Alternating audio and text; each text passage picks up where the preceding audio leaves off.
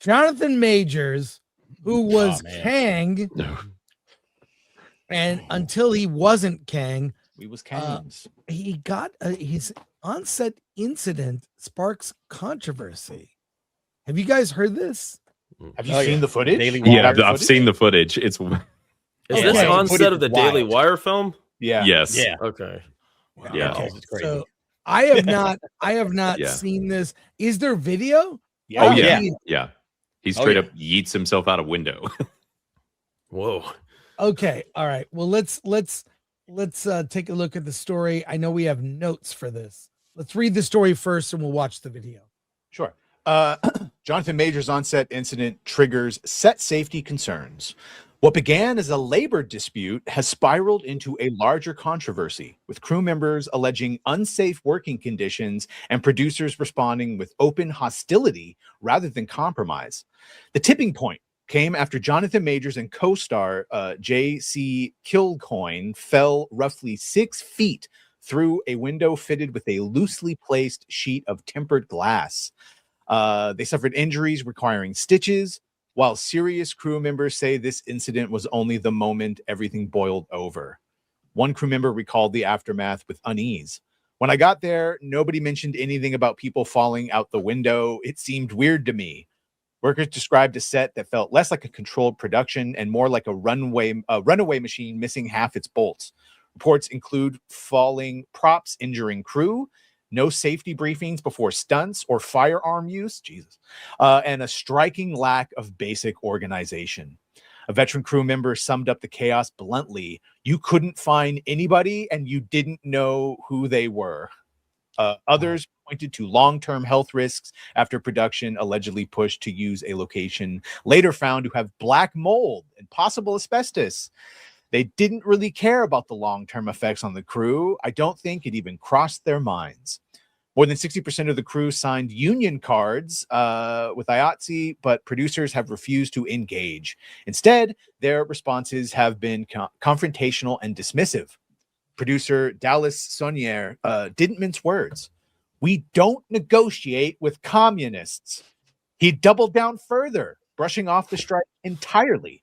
Too busy being badasses to concern ourselves with 4 assholes with signs.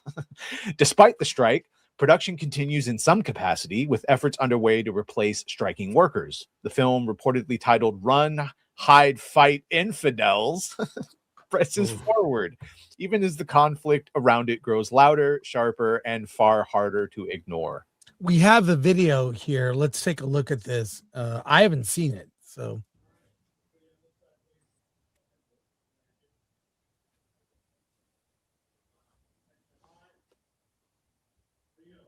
And camera set. Here we go, guys. Ready? In 3, 2, 1, action! No!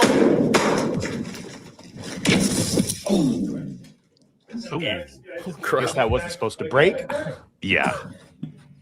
So they fell through the... Yeah. Yeah. Through the window. I'm good. You good? 6 feet down. 6 feet. Man, that's a pretty far drop. I'm good. Yeah. I'm good. I'm good. Oh God! Did Jonathan Majors say use it?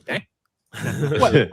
Did he say use it? That's the spirit. Yeah. There you go. Yeah. I mean, if you're gonna go through that, you might as well.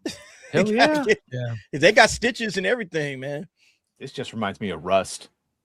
I was thinking the same thing. Yep. Yeah. So they were supposed to go through the window? Or... I don't think they were. Okay. No. I think that window was supposed to hold. But they're both. They say it was just propped up there. It wasn't like in. Yeah. Yeah. Look, I'll say this: as more and more production goes indie, there's a reason you have Hollywood professionals in certain positions, especially when it comes to use of guns on set, special effects. That's the one stunts, that blew me. Like they didn't have any fucking safety meeting for the guns. Yeah. Daily Wire would be really screwed if they had a serious accident on set. That's the last thing they need right now. Well, and they're already a target. So this was, not the movie. This is the event they were waiting for. Yeah, exactly. The nail in the coffin of the Daily Wire. Yeah. Yeah, look, we've reviewed some of the Daily Wire movies, their documentaries, some of their films. They're good. It's a separate business. Like I'm not going to sub to the Daily Wire to watch Ben Shapiro and like where I can see them on YouTube. I just they need to just release these movies in the wild on like Fandango or the way you release things on streaming. I don't know. Are people subscribing to Daily Wire to watch films? They don't have very many. Yeah.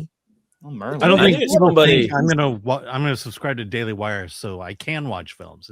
It's for the political content, which I think is a big mistake. Those weren't real. I know a guy that do dropped anything. big money on the annual subscription just to watch the Pendragon cycle. I was kind of surprised. I mean, I think he dropped like $300. I'm like, wow, you did that just to watch this? All right. Their subscription's expensive. Yeah. Yeah.